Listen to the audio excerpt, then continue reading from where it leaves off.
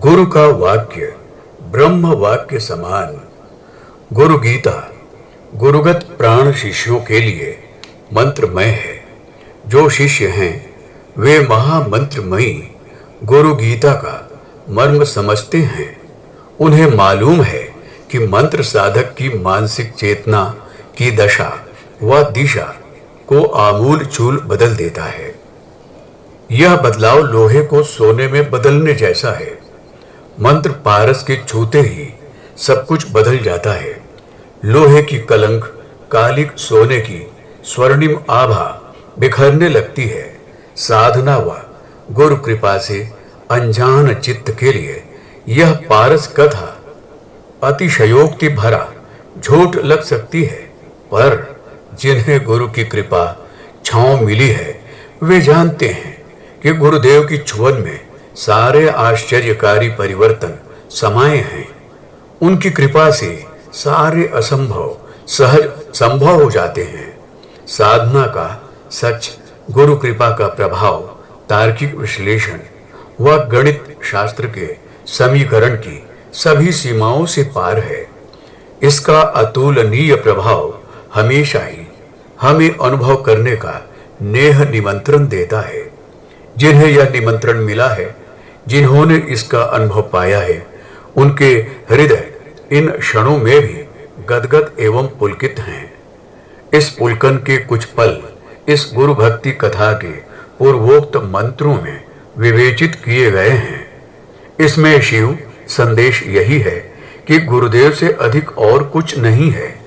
भगवान भोलेनाथ ने यही कहा है, गुरु तत्व परम कल्याणकारी है, यह मेरा आदेश है। गुरु ध्यान की सहज परिणति साफ है। उन कृपालु सद्गुरु की कृपा से मैं मुक्त हूं, ऐसा चिंतन करना चाहिए।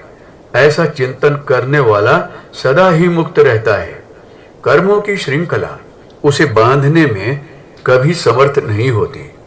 इस सच के नए आयाम खोलते हुए भगवान सदाशिव आदि माता भवानी से कहते हैं, गुरु दर्शित मार्गेन मनः शुद्धिम तू कारयेत अनित्यम खंडयेत सर्वम यत किंचित दात्म गोचरम ज्ञेयम सर्वस्वरूपम च ज्ञानम च मन उच्यते ज्ञानम ज्ञेय समम कुर्यात नान्यः पंथा द्वितीयकः। गुरुदेव जो भी राह दिखाए उसी राह पर चलते हुए मन की शुद्धि करना कर्तव्य है। शिष्य को चाहिए कि मन व इंद्रियों से भोगे जाने वाले सभी भोगों को और सभी अनित्य पदार्थों को त्याग दे। सभी को आत्मस्वरूप अनुभव करना ज्ञान है। जिसे ज्ञान हो रहा है और जिसका ज्ञान हो रहा है, ये दोनों ही समान है। अर्थात यह संपूर्ण जगत अपनी आत्मा का विस्तार है। ऐसा अनुभव ही मोक्ष कारक है। इसके सिवा अन्य कोई पथ नहीं है। गुरु गीता के रूप में उच्चारे गए इन शिव वचनों में साधना, साध्य व सिद्धि का मर्म छिपा है। साधना वही जो गुरुदेव बताएं, साध्य वही जिसकी ओर वे इशारा करें, और सिद्धि वही जिसमें कि उनकी आत्म तत्व के विस्तार रूप में अनुभव हो। इस संपूर्ण जगत में एक ही तत्व है, एक ही सत्य है। इस आत्म तत्व के अनुभव में जो प्रतिष्ठित हो गए हैं वही ज्ञानी हैं। ज्ञान, ज्ञाता व ज्ञेय में कोई भेद नहीं है। सब एक ही का विस्तार है।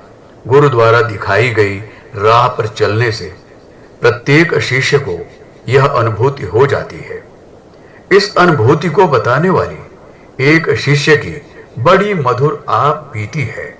गुरु के स्पर्श ने इस शिष्य को अनायासी लोहे से सोने में बदल दिया।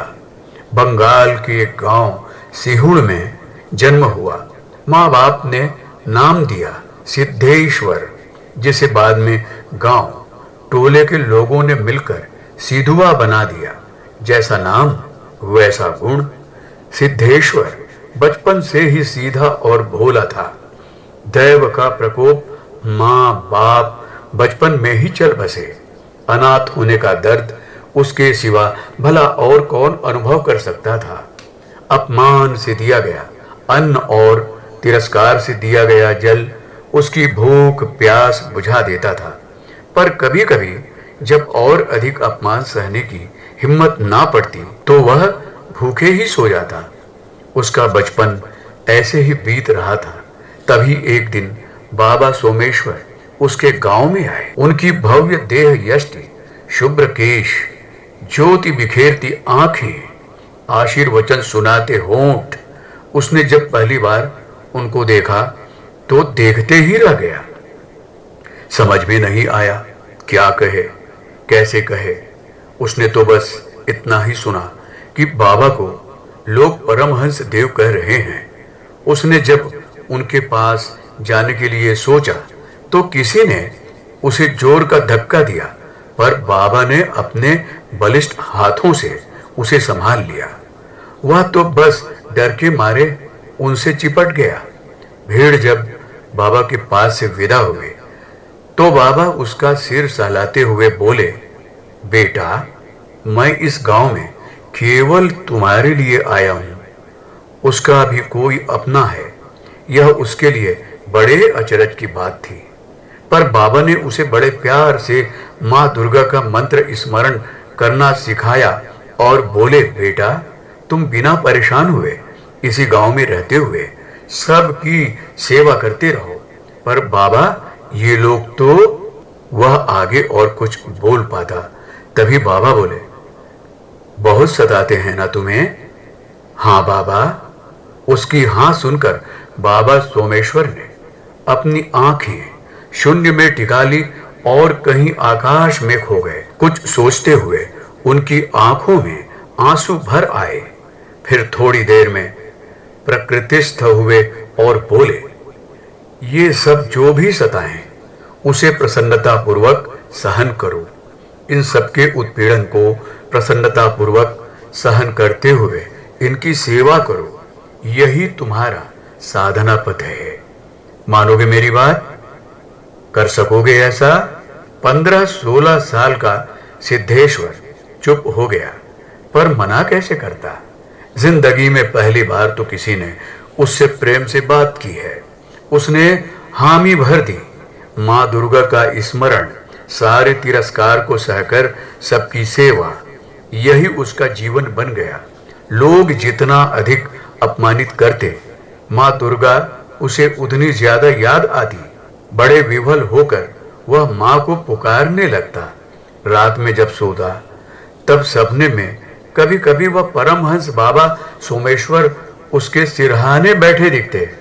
इन सालों में उसमें एक फर्क यह हुआ कि वह अब युवा हो गया। एक दूसरा फर्क यह हुआ कि अब सोते जागते उसका मन जगन माता मां दुर्गा और अपने प्यारे गुरुदेव में विलीन रहता। अब धीरे धीरे उसे लोगों ने अपमानित करना बंद कर दिया, पर उसका मन अब मां का हो गया था। मां के स्मरण से ही उसकी सुबह होती और मां के स्मरण से ही उसकी पलकें मूंदती। एक रात जब वह सो रहा था, तभी अचानक मूसलाधार में सोई महासर्पिणी जाग उठी। अजीब सा प्रभाव हुआ उस पर, लगभग विक्षिप्त सा हो गया। यह दशा सालों बनी रही, परंतु बाद में उसका मन स्थिर और शांत हो गया। उसके मन के ज्ञान कपाट खुल गए।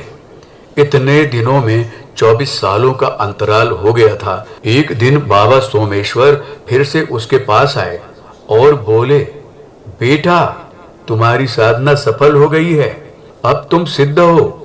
उसने विह्वल हो उनके पांव पकड़ लिए और बोला, बाबा, मैं तो इन चरणों का दास हूं। मैं तो कुछ किया ही नहीं, बस आपके कहे को करता रहा हूं। बाबा हंसते हुए बोले, गुरु के कहे हुए को जो अक्षरशः कर लेता है वह शुद्ध बुद्ध व मुक्त हो जाता है।